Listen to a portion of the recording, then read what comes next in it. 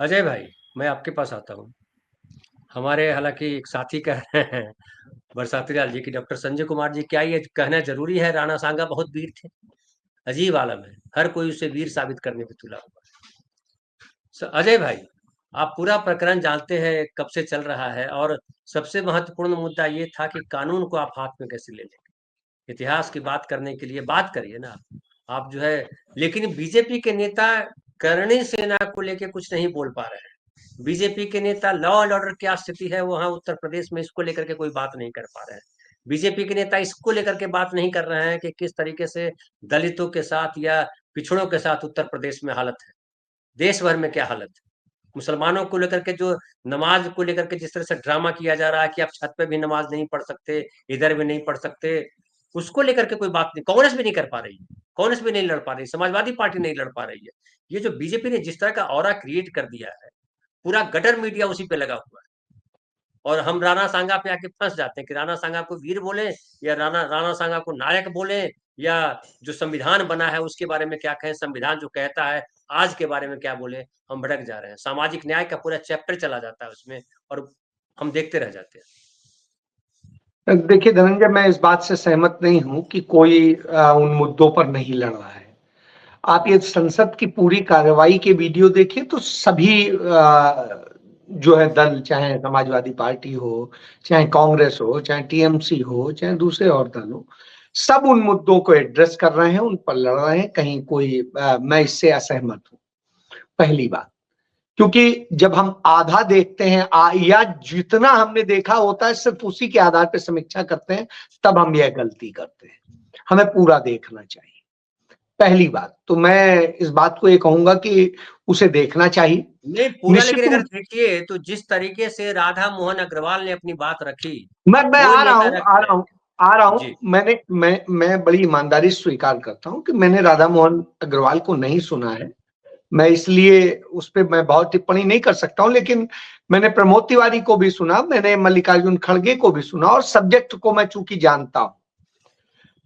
मेरी अपनी निजी यदि राय की बात कहेंगे तो मैं नहीं मानता हूं कि कोई भी ये राजे रजवाड़े रहे हो, चाहे जिस भी जाति धर्म के रहे हो, ये कोई महान थे या कोई बहुत अच्छे थे। मैं राम को भी महान नहीं मानता हूं, मैं रावण को भी महान नहीं मानता हूं, मैं बाबर को भी महान नहीं मानता हूं, और मैं राणा सांगा को भी महान नहीं मानता हूं। सब अपनी सत्ता के लिए काम कर रहे थे, अपने स्वार्थ के लिए काम कर रहे थे।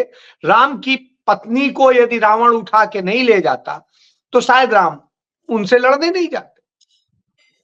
उधर आप देख लो, यदि जमीन और गांव मिलने का विवाद ना होता तो शायद महाभारत नहीं होती।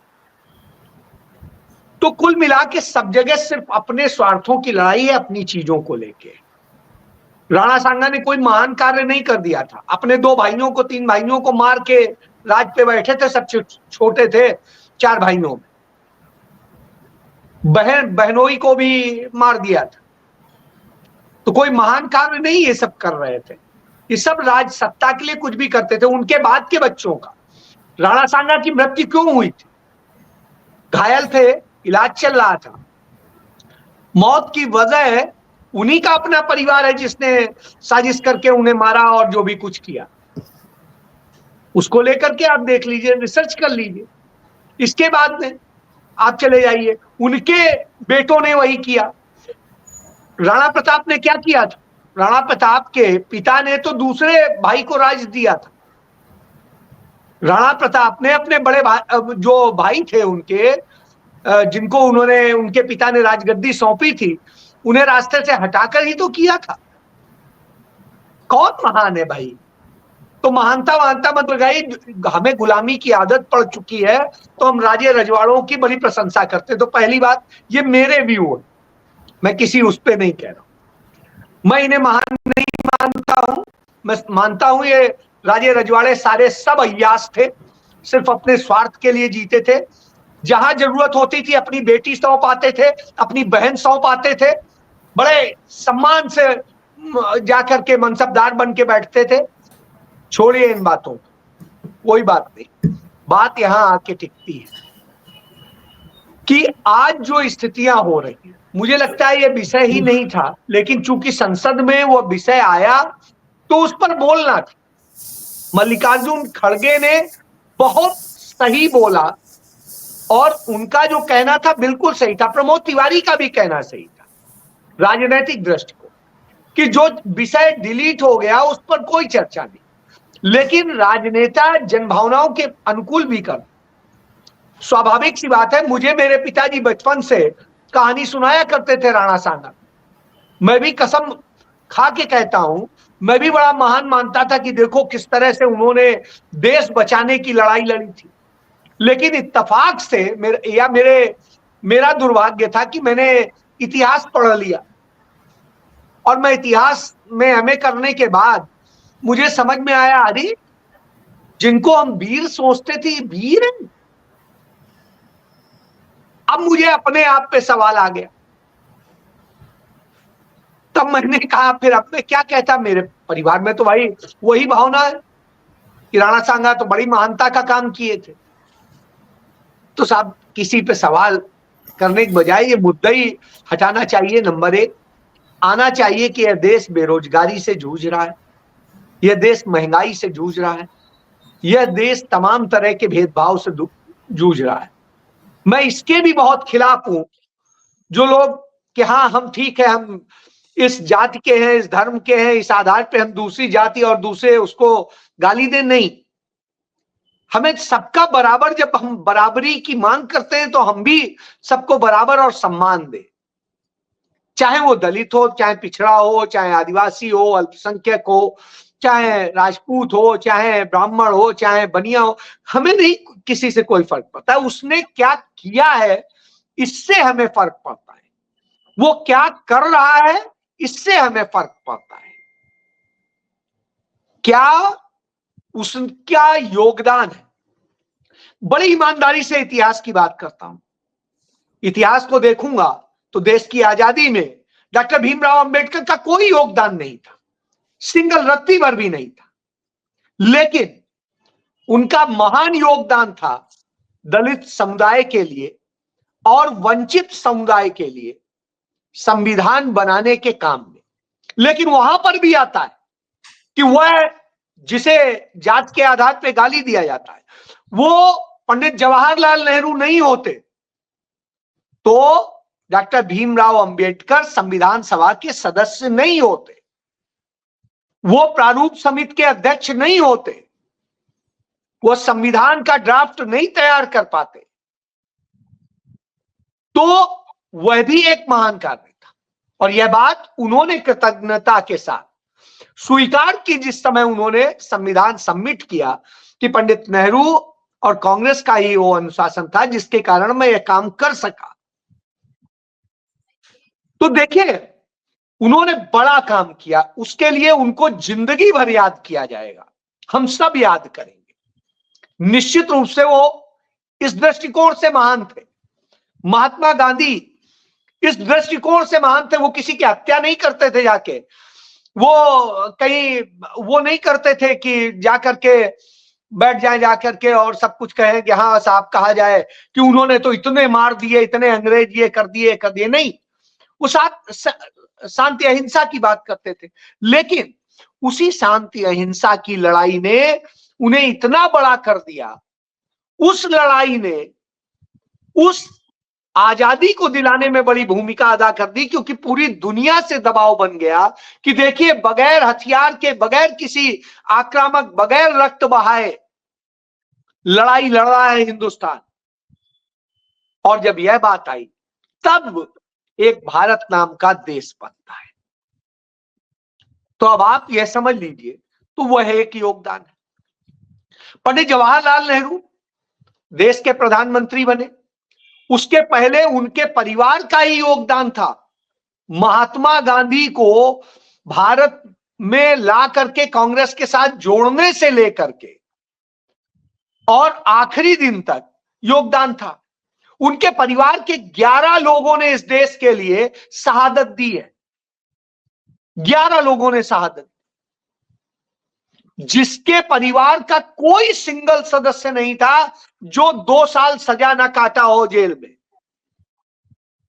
और फिर देश को यही नहीं दिया, कांग्रेस पार्टी को अपना कार्यालय बनाने के लिए अपना घर दे दिया, फिर अपना दूसरा घर भी दे दिया, फिर अपनी दिल्ली की संपत्तियां दे दी देश की पूरी व्यवस्था बनाने के लिए, फिर और तमाम संपत्तियां दे दी साहब। तो धन भी दिया आपको, वो भी दिया, सब दिया, तो उनका योगदान था। फिर देश आजाद होने के बाद में जब प्रधानमंत्री रहे तो उन्होंने देश को बना के खड़ा किया, जिसका नहीं तो भाजपा जैसे कर रही है कि संविधान तो आज भी लागू है, लेकिन संविधान क्या है, किताब है, अंदर सब पेज फाड़े जा रहे हैं, एक एक करके फाड़े जा रहे हैं। जी तो नेहरू जी भी ये कर सकते थे। आप बताइए, नेहरू जी चाहते अधिनायकवादी संविधान बना लेते, लेकिन नहीं। कांग्रेस जिस तरह से आप नेहरू को रख रहे हैं, कांग्रेस ही नहीं रख पा रहे हैं। मैं यही कह रहा हूं, उनके अपने स्वार्थ हो सकते हैं, मैं फिर क्या कह रहा हूं, मेरा तो राजनीतिक स्वार्थ नहीं है ना, मुझे तो कुछ नहीं करना है, उनसे लेना भी नहीं है, अपने पास रखें। सच कहूंगा, अच्छा लगे तो अच्छा लगे, तो स्वाभाविक सी बात है, कांग्रेस में भी तमाम गधे भरे हैं, कोई ये थोड़ी ना बड़े काबिल लोग साहब। जितने गधे भाजपा में है उससे ज्यादा गधे कांग्रेस में, लेकिन कांग्रेस के पास में जो एक महानता है वो आज भी है और शायद अभी रहेगी लंबे समय तक, कि उनके पास गांधी नेहरू परिवार की जो लिगेसी है उसका एक तपा हुआ व्यक्ति इस समय है, जिसका नाम राहुल गांधी है। देखिए एक चीज जान लीजिए, पंडित नेहरू तक तो तपस्या की थी उस परिवार, उसके बाद में इंदिरा गांधी भी जेल गई, उनके पति भी जेल गए, सब कुछ रहा, उन्होंने तकलीफ सही, लेकिन चाहे राजीव जी रहे हो, चाहे संजय जी रहे हो, चाहे और रहे हो, किसी ने वो कष्ट नहीं सहे थे। लेकिन राहुल गांधी ने जाड़ा गर्मी बरसात हर चीज, आंधी तूफान सब झेल करके, बर्फबारी सब झेल करके, तप करके खड़े हुए हैं, और तब वो नेता प्रतिपक्ष, तभी आज वो सही बात करते हैं, वो बात करते हैं संविधान की। पहली बार कांग्रेस ने यह हिम्मत करी, राहुल गांधी के ही नेतृत्व में करी, कि जय बापू, जय भीम, जय संविधान का नारा लेके आए। मैं इसका समर्थन करता हूं और मैं कहता हूं जरूरत थी इसकी, कि आप अलग थलग मत छोड़िए, आप सबके हैं और सब आपके हैं, अंततः आपको सबके लिए करना पड़ेगा।